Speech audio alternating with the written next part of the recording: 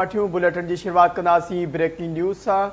Breaking news अवां सां जाम शोर मां शेयर कंदा रहूं त मेहरान यूनिवर्सिटी के असिस्टेंट रजिस्ट्रार के 2 करोड़ जो लीगल नोटिस जारी किया वियो आहे। अहम ख़बर बाबत नाज़रीन अवां खे अपडेट करे रहिया आहियूं। नाज़रीन, जाम शोर मां ऑफिसर रियाज़ अहमद शेख पारां असिस्टेंट रजिस्ट्रार के लीगल नोटिस उमाणियो वियो आहे।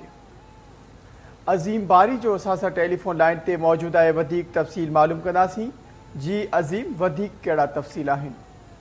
हाँ जी बिल्कुल मंजर है। मेहरान यूनिवर्सिटी के ऑफिसर पारां असिस्टेंट रजिस्ट्रार के 2 करोड़ रुपयनि जो लीगल नोटिस मोकिलियो वियो आहे। मां तव्हांखे ॿुधाईंदो आहियां त मेहरान यूनिवर्सिटी जे IAC डिपार्टमेंट जो डिप्टी मैनेजर रियाज़ अहमद शेख पारां पंहिंजे वकील जेको आहे आसिफ गुल भट्टी मार्फत 2 करोड़ रुपयनि जो असिस्टेंट रजिस्ट्रार आहे ऐं गुलाम मुहिद्दीन कुंबर खे जेको आहे लीगल नोटिस मोकिले छॾियो आहे। मां तव्हांखे ॿुधाईंदो हलां त उन सिलसिले में जेको आहे रियाज़ शेख जेको आहे डिप्टी मैनेजर और एक डिपार्टमेंट जो उन जेको लीगल नोटिस में मौक़ूफ़ इख्तियार कयो आहे त मां प्रोफेशनल ट्रेनर ऐं मेहरान यूनिवर्सिटी जो ऑफिसर आहियां। मुंहिंजो नालो अज़ीम बारी जो अपडेट करण लाइ अवां जी वॾी महिरबानी।